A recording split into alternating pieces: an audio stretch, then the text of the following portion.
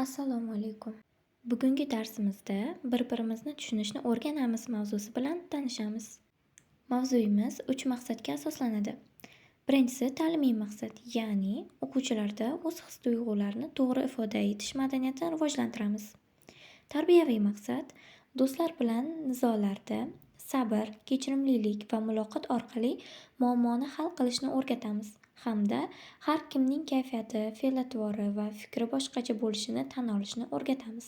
Uchinchi maqsadimiz esa rivojlantiruvchi maqsad bo'lib, bunda ijobiy muhit yaratish orqali sinfda o'zaro hurmat hamda samimiyatni mustahkamlaymiz. Darsimiz 3 qismdan iborat bo'lib, tashkiliy qismda biz o'quvchilar bilan salomlashamiz, o'quvchilar e'tiborini darsga jalb etamiz hamda darsning mavzusi va shiori bilan tanishtiramiz. Ikkinchisi asosiy qism bo'lib, bunda asosan yangi mavzuni tushuntiramiz hamda darslikda berilgan hikoyalar bilan ishlaymiz. Uchinchisi yakunlovchi qism bo'lib, bunda o'quvchilarni baholaymiz, rag'batlantiramiz hamda uyga vazifa beramiz. Mavzuyimiz shiori sifatida bir-birimizni tushunsak, yuragimiz tinch, do'stligimiz mustahkam bo'ladi jumlalarini oldik. Ya'ni bu so'zlar o'zaro tushunish, mehr-oqibat va hamjihatlikning muhimligini ta'minlaydi. Insonlar bir-birini tushunib, kelishib yashasa, ularning orasida do'stlik mustahkam va tinch bo'lishini o'quvchilarga aytib o'tamiz. O'quv materialida berilgan topshiriqni o'quvchilarga ifodali o'qib eshittiramiz. Biz har xil odamlarmiz. Har birimizning o'z fe'l-atvorimiz bor. Kayfiyatimiz ham har xil bo'ladi. Bizning istaklarimiz va qiziqishlarimiz ham turlicha bo'lishi mumkin. Shu bois har birimiz o'zimizcha yo'l tutamiz. Xo'sh bolajonlar, bugun sizni nima xursand qildi yoki xafa qildi? Shu kabi savollar orqali o'quvchilarga yuzlanamiz. Qani bolajonlar, hammamiz rasmga qaraymiz. Madinaning kayfiyati qanday ekan? Kim aytadi? Har bir kayfiyatga sabab bo'lishi mumkin bo'lgan biror bir voqeani o'ylab toping-chi.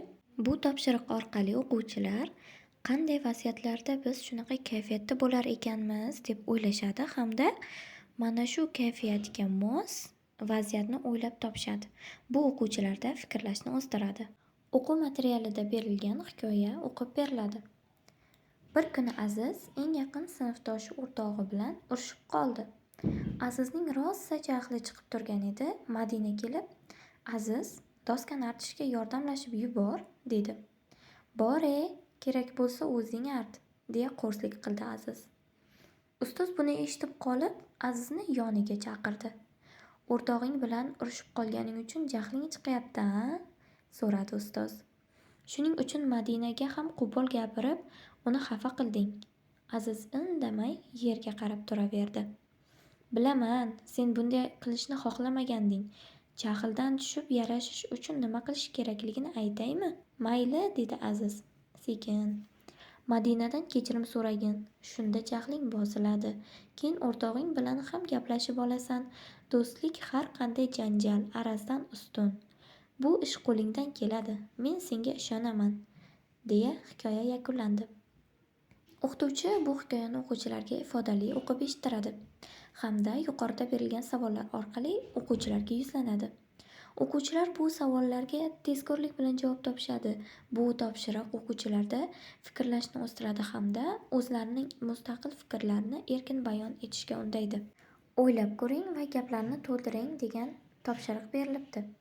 Bu topshiriq asosan o'quvchi hamda o'qituvchi o'rtasida bo'lib o'tadi. Topshiriqda endi men insonning kayfiyati xushtunuqda bilib oldim. O'rtog'imning kayfiyati yomon bo'lsa men o'rganmoqchiman kabi gaplar berilgan. O'quvchilar bu gaplarni o'zlari ixtiyoriy so'z qo'yish orqali to'ldirishadi. Bu topshiriq orqali o'quvchi o'rtog'ining kayfiyati yomon bo'lgan vaziyatda o'zining nima qilishi kerakligi haqida o'ylaydi hamda o'sha o'rtog'i haqida ko'proq bilib oladi. O'quv materialida o'quvchilarning aqliy faoliyatini yanada rivojlantiruvchi bir vaziyat berilgan. Bu topshiriqda o'quvchilarga so'zlar berilgan va so'zlar yordamida ushbu vaziyatni to'ldirish so'ralgan. Ya'ni o'quvchilarning yanada yaxshiroq fikrlashi hamda vaziyatga mos so'zlardan foydalanib, ya'ni topqirlikda ularni bayon etishi hamda fikrini bildirishi so'ralgan. O'quv materiali asosida o'quvchilarga Voqea hodisalarni bir necha kun kuzatib, kayfiyatingiz qandayligini belgilash topshirig'ini uyga vazifa sifatida beramiz. Dars jarayonida o'quvchilar uchun alohida topshiriq beramiz, ya'ni darsning kreativligini oshirishda ushbu metoddan foydalanamiz. Bu guruhli ish bo'lib, ya'ni 3ta yoki 4ta guruhlarga o'quvchilarni bo'lib olamiz hamda o'quvchilarga har bir guruhga alohida topshiriq beramiz. Masalan, birinchi guruhga yarashish, ikkinchi guruhga kechirim so'rash, uchinchi guruhga esa bir-birini tushunish haqida kichik sahna ko'rinishi yoki kichik bir hikoya tayyorlashni aytamiz. Bu o'quvchilarda hamjihatlikni oshiradi, jamoa bo'lib ishlashda, o'z fikrini mustaqil bayon etishida hamda o'sha sahnalashtirish jarayonida o'quvchilarning uyatchanligini yo'qotishda yordam beradigan topshiriq deb o'ylayman. E'tiboringiz uchun rahmat.